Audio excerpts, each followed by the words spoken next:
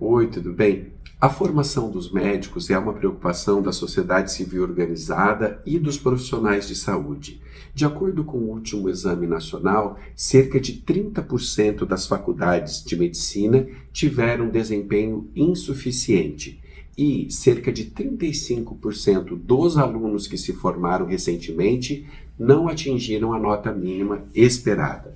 Sobre o tema, eu converso com o médico Fernando Carbonieri. Ele é cofundador da Talent Match Academia Médica e fala conosco aqui de Curitiba. Tudo bem, Fernando? Tudo bem, Edenilson, tudo ótimo. Fernando, o que o resultado do último Enamed revela para a gente? Nenhuma surpresa, para falar a verdade, né, Edenilson? Porque, assim, quando a gente começou a Academia Médica lá em 2012, era exatamente esse ambiente onde o Brasil estava passando por essa efervescência de necessidade da população cobrar o governo de ações frente aos benefícios públicos que a gente paga com o nosso imposto. E ali, lembro muito bem que o ministro da Saúde era o ministro Padilha ainda, ele já tentava trazer a lógica de trazer cubanos para trabalhar no Brasil, antes mesmo da edição do Mais Médicos. Quando entrou o Mais Médicos, em 2013, em julho de 2013, ele entrou não só resolvendo com uma resposta do governo aos problemas de saúde que o país tinha naquela época, não que tenha mudado muita coisa, mas entrou falando, não, a gente vai trazer médicos de fora para aumentar o número de médicos aqui no Brasil. Só que eram 5 capítulos dessa lei do Mais Médicos. E a parte dos estrangeiros que vieram trabalhar no Brasil, no fim do dia era uma cortina de fumaça para isso que a gente está vendo hoje. Passados aí 12 anos, era uma lei que editava uma flexibilização, que trazia uma flexibilização para a abertura de novas escolas, com uma redação que era permissiva sobre os investimentos que essas escolas tinham que fazer, ou a qualidade, ou a maneira de expandir isso. Então, o que a gente viu nesses últimos 12 anos da Lei dos Mais Médicos, e aí com mais, pulando de cerca de 180 escolas para quase 400 escolas de medicina no país, a gente viu um efeito de que não existia preparo para poder ensinar pessoas a serem médicas, né? Então, esse resultado ele apenas é um diagnóstico, é uma constatação de que medicina não se ensina só abrindo escola, medicina não se ensina nem só fazendo vínculo com o SUS, medicina precisa de todo um arcabouço complexo, preparo das instituições, e que não se faz simplesmente por vontade governamental ou por dinheiro de grupos econômicos que, se você for ver, financiaram essa expansão toda sem entregar qualidade para os alunos que estão se formando nessas instituições aí nesses últimos 6 anos, né? Se a gente pensar que o curso de medicina ele tem 6 anos de duração, a gente já está na 6ª geração de formados pelo Mais Médicos. E só agora a gente tem um diagnóstico da qualidade dessa formação. Fernando, antes da gente prosseguir com mais questões sobre isso, na prática, o Brasil tem uma deficiência de número de profissionais atuando? A população precisaria de mais médicos proporcionalmente? Hoje, em números absolutos, a gente já vai ter mais médicos do que os Estados Unidos têm, por exemplo. Os Estados Unidos têm uma boa saúde? Não. A saúde dos Estados Unidos é uma droga, em termos de saúde pública, em termos de longevidade, em termos de qualidade de vida, em termos de custo, a saúde dos Estados Unidos não faz o menor sentido. Então não é um modelo para ser copiado.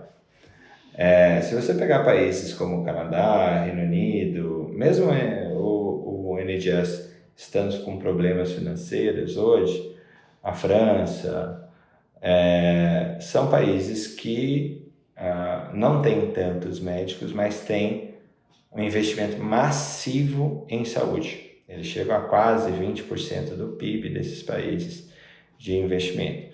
No Brasil, a gente não chega a 10% do nosso PIB no investimento de saúde. Lembro uma vez da gente conversando com uma pessoa em Portugal, que fala que o gasto médio do português em saúde é em torno de 26 mil euros, tá? Por ano. No mínimo, médio. Aqui no Brasil a gente chega a 5 mil reais, mais ou menos. Ou seja, Portugal, que é muito mais pobre, muito menor também, isso facilita bastante as coisas. Ele é uma população mais idosa, ele consegue custear a qualidade de vida que uma pessoa mais longeva precisa com maior qualidade, porque tem mais dinheiro para isso. Saúde é caro, saúde não se faz só com as mãos, saúde se faz com toda uma sistemática que aqui no Brasil, infelizmente, a gente está com muita dificuldade de reconectar. O SUS é isso. A saúde suplementar é um suporte ao SUS. Ela não é um sistema à parte. Então, o SUS ele é um pensamento sistêmico do que é esse investimento de saúde. Mas a gente simplesmente não tem dinheiro para custear isso para 205 milhões de pessoas, dado o nosso último censo, ainda mais com o tamanho que o país tem de ser o quinto maior país em área territorial do mundo. Na sua percepção, eu quero aprofundar um pouquinho mais, qual que é o ponto mais nevrálgico, né, que essa avaliação revelou, né? Você falou que depois, né, são 6 gerações aí de formandos, só agora que tem essa primeira avaliação. Na sua percepção, qual que é o grande ponto nevrálgico disso tudo? A gente não pode arriscar a fé pública sobre a medicina. E é isso que está acontecendo nos últimos 15 anos, assim, nos últimos governos que a gente teve aqui no país, independente de direita ou esquerda, isso aconteceu em todos os governos, sem fanatismo político também, que é uma coisa que não leva a lugar nenhum. Mas a gente está arriscando a fé pública, tanto no sistema público quanto no sistema privado, no sistema de filantrópico que existe para você ofertar saúde, ofertar acesso à população a um sistema de saúde. A lógica mercantil, ao mesmo tempo que existe a lógica desse investimento mal feito em formação médica, arrisca a nossa possibilidade de ajudar mais gente, porque uma relação médico-paciente ela deixa de ser construída quando você tem uma desconfiança mútua até, não é nem uma desconfiança do paciente contra o médico também está desconfiando da veracidade, das trocas que ele tem com seus pacientes, e num sistema vil de pagamentos vis, né? Então, a gente ter o valor de consultas da saúde pública ou da saúde suplementar completamente aviltantes, o que não permite você construir uma relação de confiança e troca com o seu paciente. Na sua percepção, Fernando, as medidas que o Ministério da Educação anunciou que tomou, né, para mitigar essas deficiências que foram apresentadas, elas são suficientes e resolverão o problema? Mitigar não é uma boa palavra, na minha opinião, porque já está feito, né? Essas pessoas já estão com título de médico, elas já estão aí. elas já estão trabalhando, elas já estão permeadas no sistema de saúde, fazendo o que o título de médico dá poder para fazer. E o título de médico é um título que dá muito poder, tá? Então, não tem essas ações, assim, elas impedem, elas mitigam o futuro. Mas o meu medo de ser pai, o meu medo de ser filho dos meus pais, que precisam, de algum momento, vão precisar de uma assistência de saúde, e que eu sou médico, teoricamente, meu filho e minha esposa, minha família tem um dos melhores planos de saúde que existem, porque você conhece gente, você conecta com colegas, e aqui em Curitiba ou em qualquer lugar do país, dada a necessidade que eles precisarem. Então, assim, existe esse poder da conexão. Mas e se eu não tiver capaz de cuidar dos meus? O meu medo é gigantesco. É gigantesco. Assim como quem estiver escutando também deve estar com medo de cair num lugar desconhecido, de cair com um colega que sabe-se lá que tipo de formação que ele teve, né? Então, essa geração toda, e se a gente estiver falando hoje de 40 mil vagas abertas por ano, a sexta geração que se forma agora, que não vai ter nenhum problema para se formar, a gente já está falando de 6 vezes 4, 240 mil médicos. Tá um pouquinho exagerada essa conta, tá? Vamos colocar nos 180, porque não teve tanta escola de uma só vez. Mas uns 180, 200 mil médicos mais ou menos, são esses médicos que se formaram nessa lógica. Se a gente está falando de 1/3 dessas pessoas que tiveram uma formação ruim, a gente está falando de 66 mil pessoas mais ou menos, 66 mil médicos, Brasil afora, que não tiveram uma formação adequada. É 10% de toda a população médica hoje. Fernando, nós vivemos uma sociedade hoje de muita performance, muito resultado, e você percebe isso também na área de saúde, né? Com a chegada desses grandes grupos econômicos que assumiram os hospitais, as consultas, e aí estou falando de experiência própria, né? As consultas hoje são cada vez mais rápidas. A entrada desses grupos econômicos e essa pressão por resultados também, de alguma forma, tem algum viés nessa cobrança por mais médicos e que gerou esse círculo, né, vicioso? Não acho que uma coisa está relacionada à outra, tá? Eu acho que a grande coisa que a entrada dos grupos econômicos fez, e assim, a medicina mudou muito nesses últimos 12 anos, né? Desde 2014, com a entrada desde 2012, mas principalmente em 2014, com a entrada do capital estrangeiro na saúde brasileira, não foi só a entrada do capital, mudou a tecnologia, os imunoterápicos encareceram violentamente toda a prática, as mudanças de legislação trouxeram uma inclusão de diversas terapias que não existiam, que hoje são problemáticas também dentro da saúde, como problemática, mas as pessoas também não tinham diagnóstico, então, se pensar, elas também não tinham problema de não ter um diagnóstico. Mas se pensar o quanto a gente deu de acesso a terapias boas e ruins, tá? Pro pessoal, para as pessoas que têm alguma neurodivergência, também encareceu muito a sistemática de saúde. É um sistema de saúde. A gente tem que parar de pensar que a saúde é de médicos. Não, a saúde ela é feita de inúmeros profissionais que entregam isso para uma pessoa que precisa de cuidado. E mais do que cuidado, ela precisa de de uma boa qualidade de vida, mesmo que ela tenha uma doença ou não, tá? Então não é a pressão por médicos que fez aumentar o número não no sistema privado, que fez aumentar o número de escolas.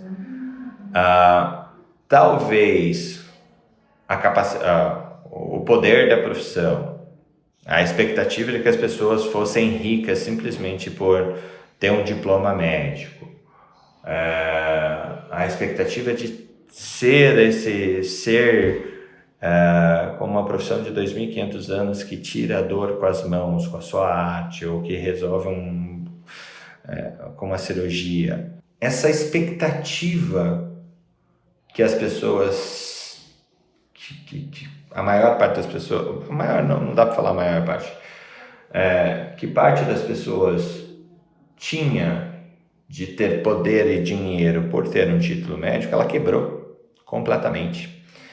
E hoje você pensar que alguém que gasta 14 mil reais mais ou menos por mês, uma formação que facilmente hoje vai chegar a 1.100.000, 1.200.000, dependendo da escola, 1.350.000 reais, vai sair com dificuldades para ganhar 22, 25 mil, essa quebra é abrupta. E aí o que a gente vai ver é cada vez mais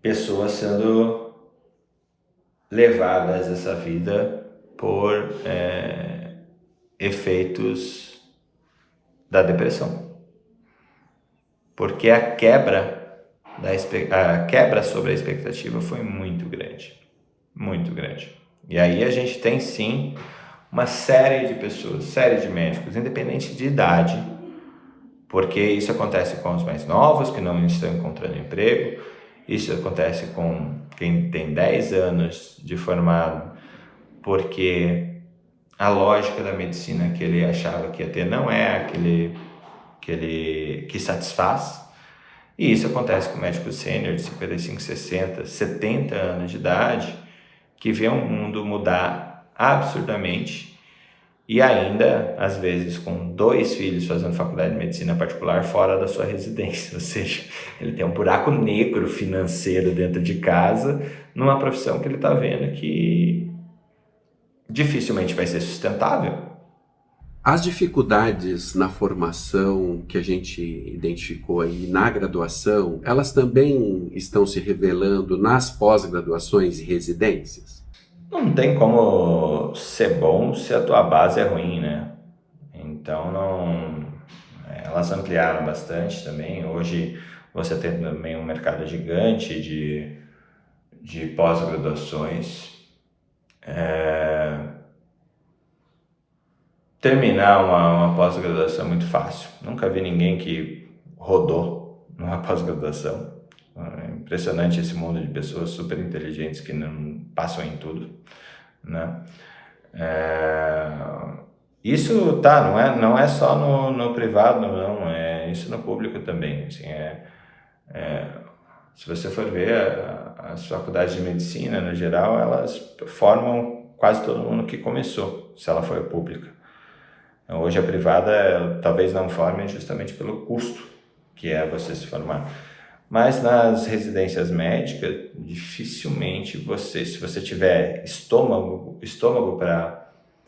para lidar muitas vezes com diferenças hierárquicas que são necessárias, porque a experiência dentro da medicina é fundamental, você termina. Por mais medíocre que você possa ser, ao terminar uma residência médica, você vai ter um título de especialista. Agora, fazer uma especialização, MEC, eu não vejo nenhuma baliza, a não ser as que o próprio Conselho Federal de Medicina está tentando colocar, de qualidade.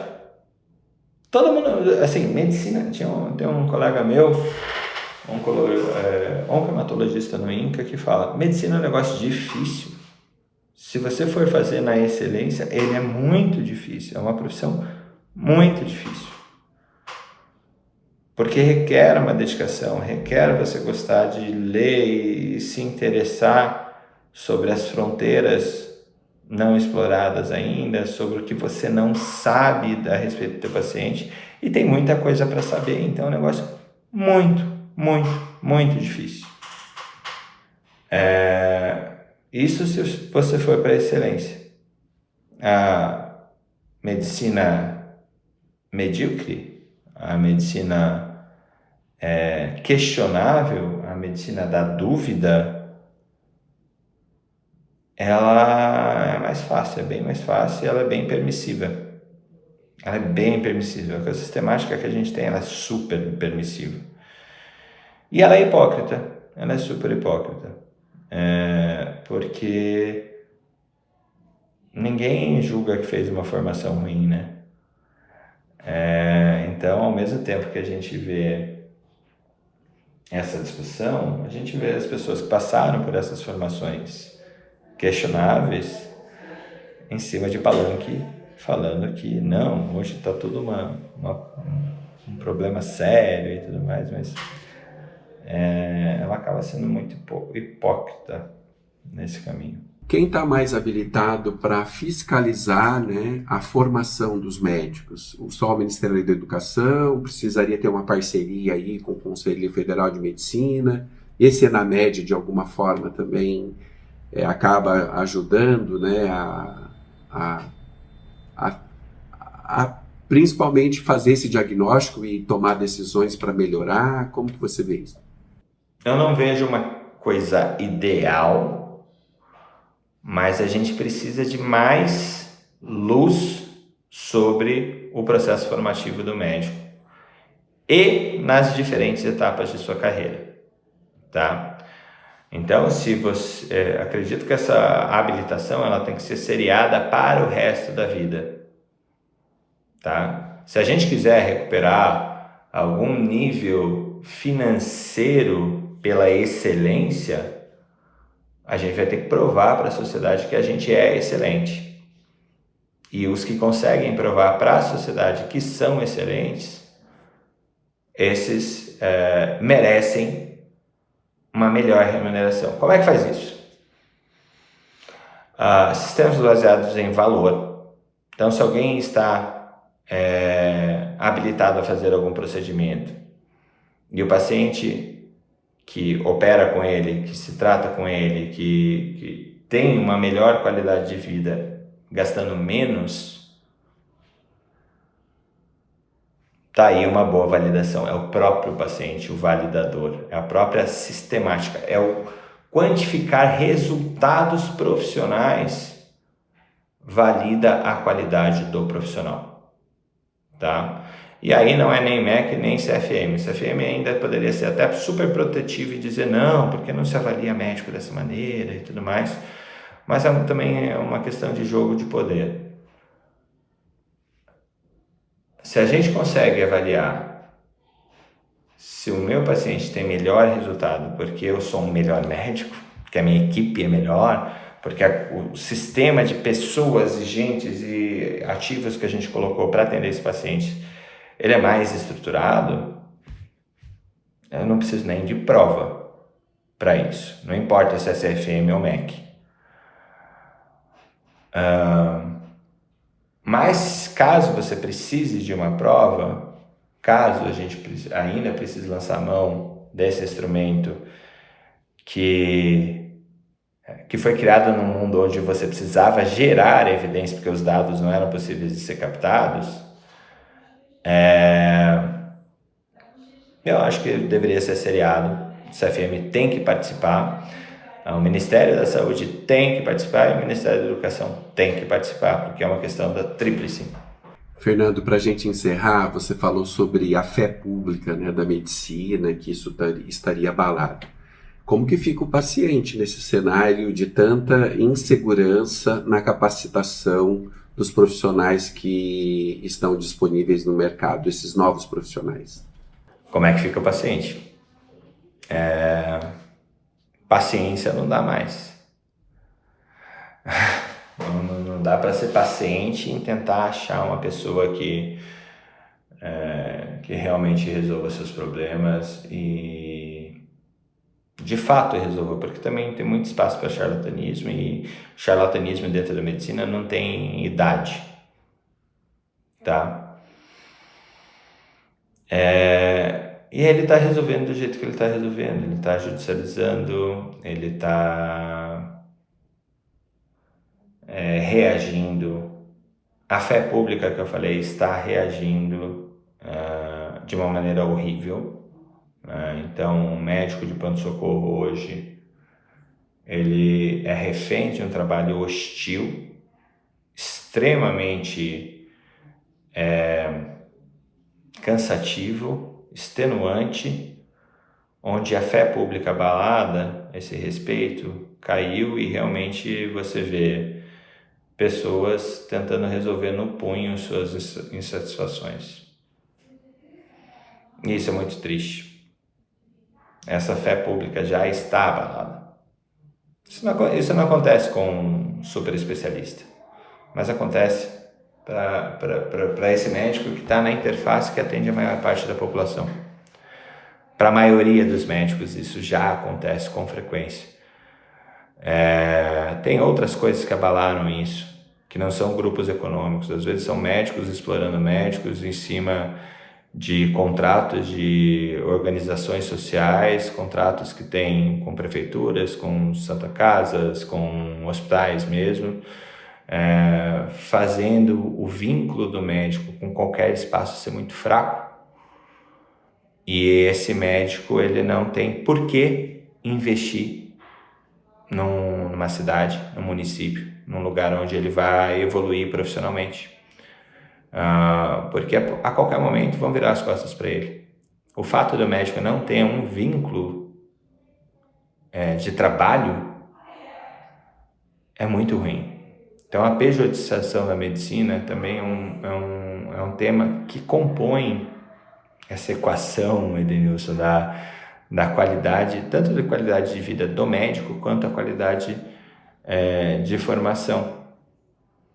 Então, é uma proposta aqui que a gente pode pensar numa equação que tem o componente de poder, o componente de trabalho, não é nem de emprego, porque o médico é autônomo por natureza, então ele se pejotiza para oferecer serviço para a empresa vil, OSs malignas aí no interior do país, que acabam ganhando 30%, 40%, 60% do valor de um plantão, enquanto o médico se submete a ganhar R$600 por 12 horas de trabalho, enquanto tem alguém ganhando 800, 900, R$1.000 em cima do serviço que esse médico faz. Então, assim, a gente precisa se revoltar. Como médicos, a gente precisa se revoltar e começar a agir frente a essas incongruências.